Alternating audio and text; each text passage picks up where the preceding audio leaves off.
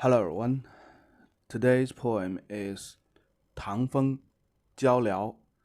a Tang Wind from the Book of Songs. The title 椒聊 means the Sichuan pepper. So that's the very special spice used in the Sichuan dishes and which makes the Sichuan dishes very special. Well, as a native Chinese, I know the English name for this pepper is totally a mistake. This plant is in the dry, cold highland, rather in the humid lower land in Sichuan, and this is the environment in the Tang state in this poem, as well as in the Zhou people's area, which is a little bit highland surrounded by mountains. So that's where this plant originated, and that's where this spice, the Sichuan pepper, was widely used in daily cuisine. Just to give you a little bit idea that in the Sichuan dishes, the pepper was only used in the dishes in Chinese in 炒菜 or any cold dishes, hot dishes. But in the area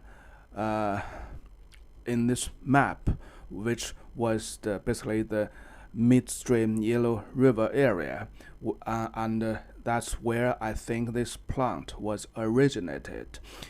The people use this plant everywhere, in their noodles, in their breads, not to say in their cold dishes, hot dishes, and they even eat the leaves of this plant, not only the fruit, the nut, which is the Sichuan pepper.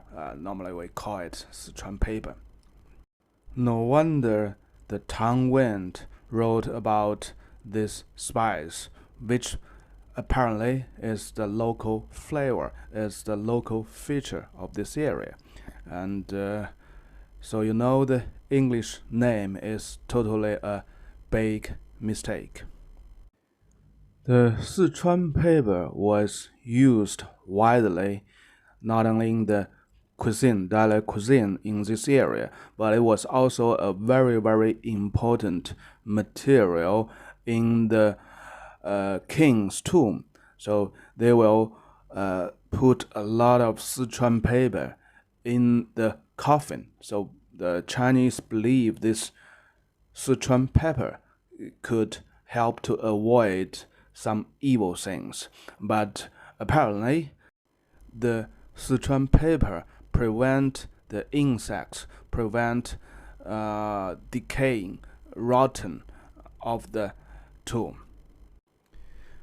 In the later generation, in the Han Dynasty, the Sichuan pepper was widely used, which was mixed into the wall of the queen's palace, and it was believed is good to health. It can prevent the insects which will bite the wood of the house, and it's also a saying that the Sichuan pepper is good to queen, which can help the queen to have many kids.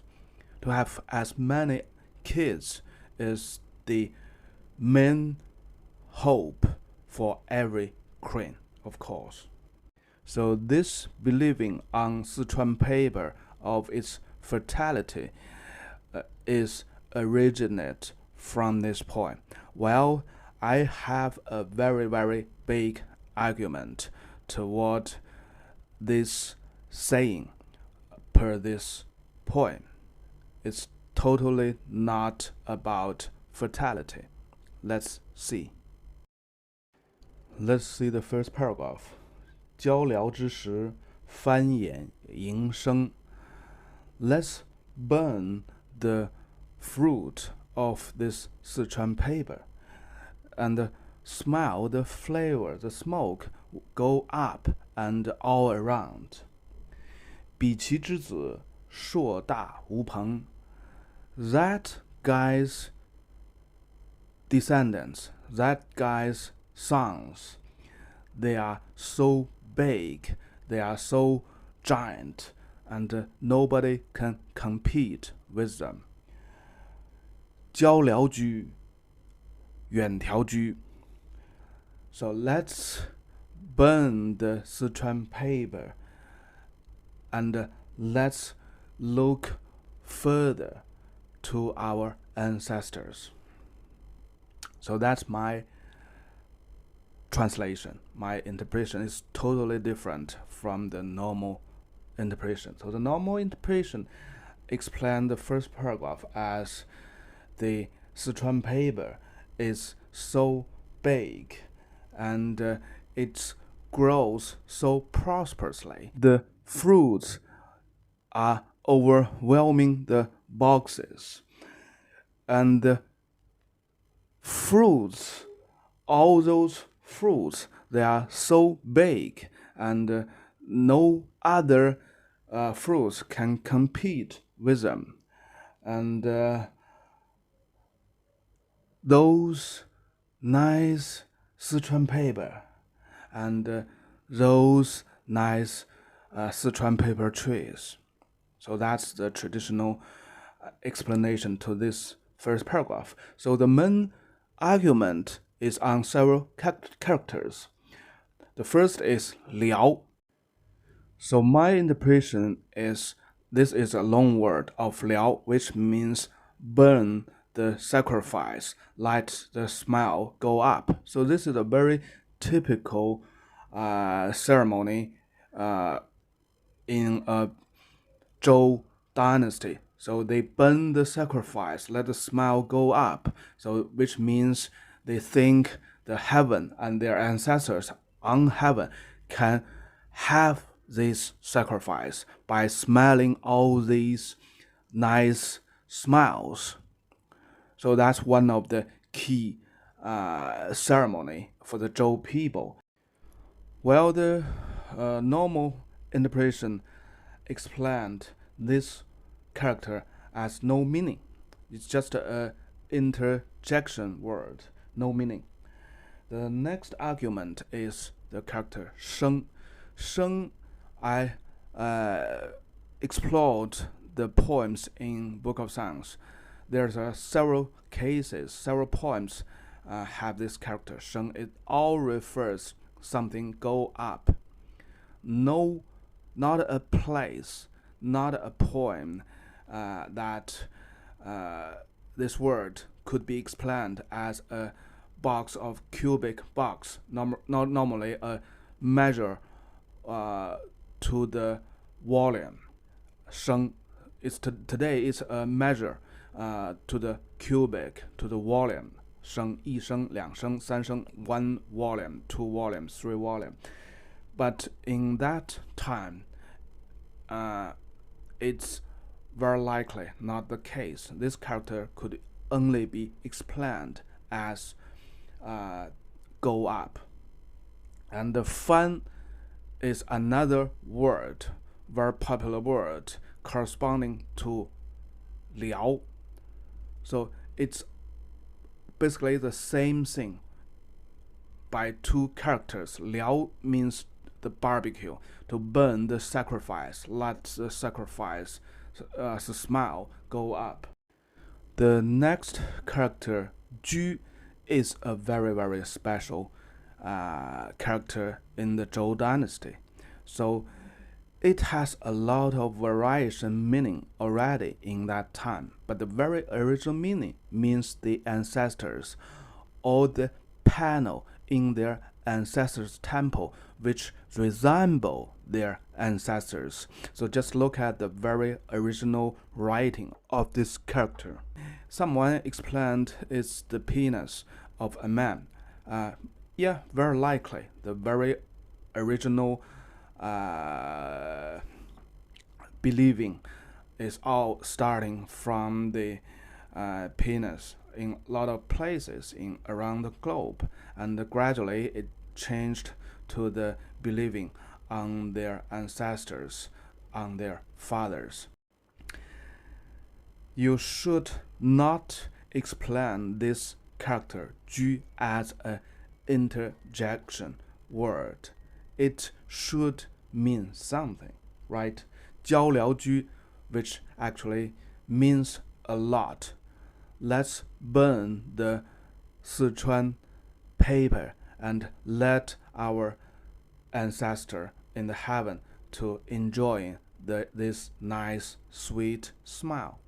居 is a verb here which refers to the ceremony to their ancestors. So the only thing is not very clear is 条.